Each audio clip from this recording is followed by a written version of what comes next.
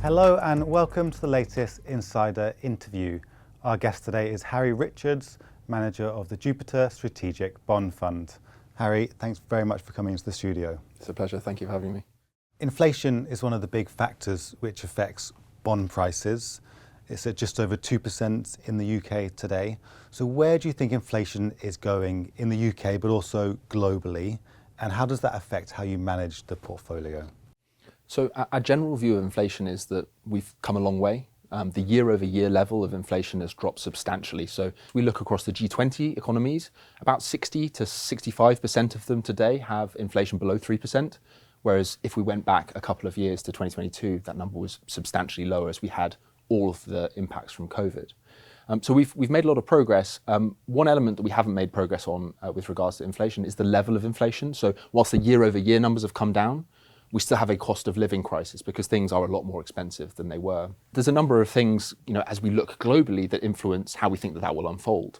Probably most importantly, on a global basis, it's the unemployment rate. But a lot of people also focus on the United States, and the US has very sticky shelter inflation. If that gets resolved, actually the underlying level of inflation in the US is even much lower than many people realize. It's in the low ones. We have come a long way, but also within government bond markets, growth is also a factor. And some excitement about Donald Trump and his potential policies have caused a little bit more premium to be embedded in those government bond yields because people think there might be a little bit more growth associated with it. So where are we going? Globally, our view is that inflation should trend lower. We should see that year-over-year number continue to move towards target. We think central banks have the power to do that by keeping interest rates where they are, and some of those lagged impacts of interest rates remaining high over the last few years is still yet to feed through. So that lagged impact of interest rate hikes is still being felt and will continue to be felt even if rate cuts continue. As we look specifically at the UK, we did briefly drop below 2%, and some of these base effects or those year-over-year effects caused us to jump a little bit above 2%. If you look at economic forecasts at the moment, I think most economists believe that inflation will return to a normalized 2% on a persistent basis from late 2026 onwards. That seems to be the broad consensus. We actually think there's a possibility that if global labor markets start to crack a little bit more, that inflation could undershoot.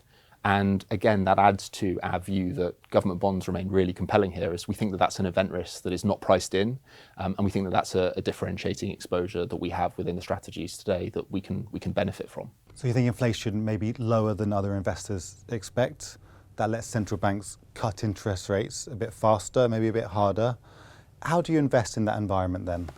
In terms of positioning for lower levels of inflation, potentially lower levels of growth if unemployment rates rise, owning government bonds is a real sweet spot. And if you can supplement that with short-dated credit, so lending to companies over short time horizons with maturities in 1 or 2 years' time, just to get a little bit of extra income, then that can provide a great solution where if your timing's not perfect, you can have a little bit more carry, a little bit more income generation in the meantime. And then when those rate cuts come through, you can see more capital appreciation and get that more bang for your buck. To put this in context, and again, this is just an example, we've looked through as many cycles as we can do for the US Treasury market. And if you take the average return over 3 years following the first interest rate cut by just owning the general US Treasury market, on average, you've earned 30% over 3 years or 10% annualized. And that means that typically, you're seeing that path through those rate cuts, capturing that income and some of that capital appreciation as well. And we think that this time will be relatively similar to that. We think you'll get paid extra and get more capital appreciation as central banks start to cut interest rates, especially if we're right on that unemployment markets being a little bit more wobbly or seeing greater risk of job rises as we look out into the future. And some of our leading indicators, unfortunately, are saying that. And some of the soft factors that we see from the likes of Rachel Reeves in the most recent budget in the UK, where there are increased national insurance pressures that have been put on businesses, that can materially impact wages, it can materially impact job creation or the availability of jobs, and can lead to higher unemployment. And in a similar way, some of the measures that we're seeing from Donald Trump in the United States, the US government is pretty large. We've seen a big increase of government jobs over the last 5, 10, 15 years. And with Elon Musk at the head of the Department of Government Efficiency, he's set to take a significant axe to some of the spending that maybe isn't required. He's notionally put out a $2 trillion figure. $2 trillion happens to be roughly the size of the deficit in the United States. I think that's probably quite extreme, but even a portion of that could go a long way to increasing efficiency and bringing some more softness to the labour market. So on our numbers, I think the US government employs about 22 million people, and we're almost certainly going to see some job losses as efficiencies are seen. And so this could all add to that change in the labour market dynamic and ultimately, longer term, less inflationary pressure, lower growth and more ability for central banks to cut interest rates. So you're saying that political changes in the UK and US could be a good news for inflation.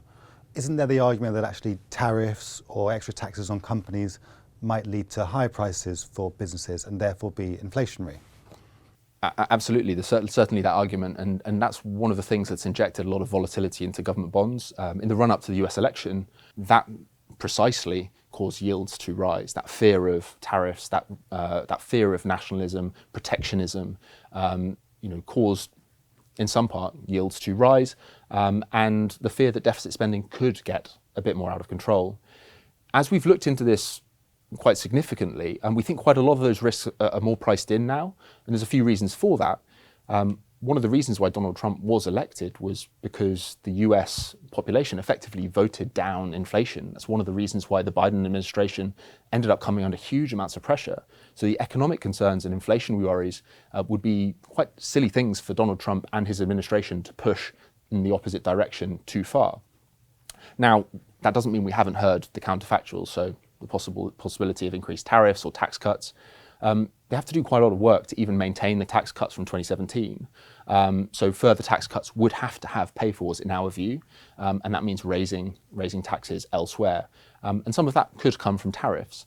But we've heard from the likes of Scott Bessent, who is one of the lead individuals who potentially might take the Treasury role under the Donald Trump administration, that Trump doesn't want to be an inflationary president. It's a very, very quick way to, once again, see his popularity evolve to the downside. And so some of those efficiency cuts I was talking about from the likes of Elon Musk may lead to lower levels of inflation. But I think that they will be quite concerned around being too aggressive. And there are certain precedents for this. So if you look at in 1930, you had the Smoot-Hawley tariffs that were introduced, and this was to do with the agricultural sector in the US back then. And we like to look at history to give us a guide to the future. Why that's interesting is it resulted in retaliatory tariffs, and it resulted in a big fall in GDP, lots of stresses for various different types of businesses, and ultimately it was a net negative. Many believe that actually made the Great Depression much worse. And so the risk of tit-for-tat tariffs from the Europeans, from the Chinese, could be extremely damaging for global growth. And some of it may be offset by currency moves. And recently we've seen the US dollar strengthen, we've seen the euro weaken, as well as many emerging market currencies too, potentially in some apprehension or in some anticipation of these tariff elements. So Donald Trump has more bark than bite, but he's a great negotiator, and I think that this gets people to the table, and that might be exactly what his plan is. And this leads you then to government bonds. What kind of yields are you finding around the world, and what's your view on gilts? And specifically in the parts of the world where we're most focused on, it's the higher yielding developed markets. I mentioned the UK, I mentioned the US, Australia, and New Zealand. Those are our primary exposures in that space. And they've all got yields between around 4 and 4.5 at the 10-year point. I think one of the interesting things that we've seen in the last few weeks is that 4.5% level for the US 10-year especially is kind of been rejected. It's seen as quite a significant resistance. It seems to be a bit of a pinch point where risk assets become a little bit more volatile. The NASDAQ doesn't like it. It sees some retracement on that level being approached. So it could be a bit of a line in the sand, a technical level that people start to buy or have been buying at. When it comes to the UK, that's an exposure where we've had very limited exposure to the government bond space in the UK over the last 10 to 15 years. We've typically found better opportunities elsewhere. We think a lot is baked in the price now. So we've actually been increasing our exposure to the UK, specifically via medium to long dated gilts. That's pretty much, as I said, for the first time in the last 10, 15 years to have a meaningful exposure to the United Kingdom. And that's primarily driven by yields being elevated relative to many other developed markets, but also the fundamentals. Growth here in the UK is pretty lackluster, unfortunately, and inflation is, broadly speaking, relatively close to target. And when we put those things together, that allows the central bank to potentially cut interest rates quite meaningfully. And if you were to push me on it, I would say that I think that the Bank of England is pretty behind the curve. They should be cutting rates quite significantly at this stage, in my view. But many other markets, many other elements are factoring into their decisions. Let's stay on the UK.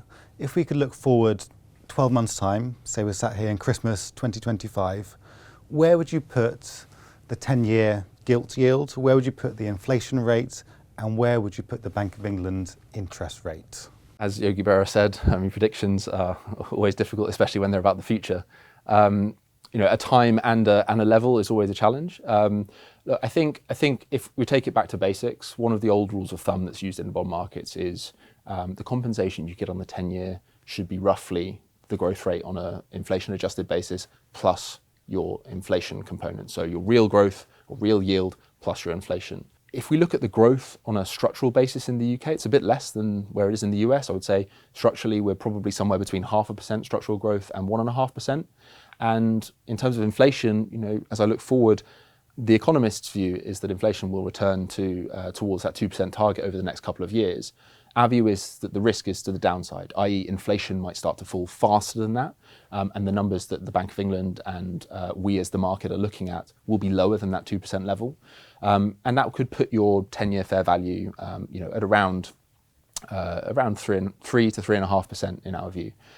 So nearly 100 basis points, maybe a little bit more, maybe a little bit less away from where we are today. And that's one of the reasons why we see it as compelling value. The fundamentals suggest low growth. Inflation, we think, is relatively benign here, and that creates a good opportunity. Do you have a figure of where inflation might be and where base rate might be as well? So in terms of where inflation might be, I think just below 2 is probably fair, with the risk skewed to the downside if we do have the unemployment rate start to rise a little bit more. Obviously, many of you will know there has been some debate over the validity of the unemployment data in the UK, but especially with some of these measures, as mentioned from Rachel Reeves, I think that the risk is that we may see more layoffs, we may see a little bit more pressure on things like supermarkets that have been very, very vocal on many of those lower wage roles, where it becomes much more expensive for them. In terms of what's priced in, at the moment, the market has about 3 cuts priced in for the next 12 to 14 months in the United Kingdom. That would leave interest rates, roughly speaking, at around 4% next year. If we're right on the former, on the labour markets and inflation, I would think that 3.5 or lower would be where we might end up. But again, there's a lot of variables there, and there may be some intervening factors that cause a change to that view as we move through the year. Bonds are typically seen as a defensive investment. This wasn't actually the case, though, in 2022, 2023, when interest rates rose. But now we've hit the top of the interest rate cycle. Rates are now beginning to fall. Are bonds back as a defensive investment? Should they do well if the stock market wobbles? Our view is firmly yes. We do think bonds are back, and that term has been used a few times over the last few years. But we do think from these levels of yield that they have that ability to cushion multi-asset portfolios against equity volatility. We do think the ability for them to correlate negatively to those other assets. So when equities fall, bond prices will rise. That kind of 2008 to 2022 kind of experience will be back, will return, and will be something that can play a keen part in stabilizing people's portfolios. But you're spot on. In 2022, that wasn't the case. The spike of inflation that we saw, the cost push issues that faced the world, and the Russia-Ukraine crisis caused bond yields to rise. And actually that started to impact the equity market, and we saw positive correlation between those two assets. And that way, those multi-asset portfolios, the 60-40, started to struggle. As we look forward, my firm belief is that from these levels, the 60-40 can be a very viable option for people once again. And finally, the question we ask all of our guests: do you personally invest in your fund? Yes, absolutely. I firmly believe that all fund managers should eat their own cooking, and I've long held that view. So yes, I do invest in the fund. Harry, thanks very much for coming into the studio. Thanks very much for having me. And that's all we've got time for today. You can check out more insider interviews on our YouTube channel, where you can like, comment, and subscribe. See you next time.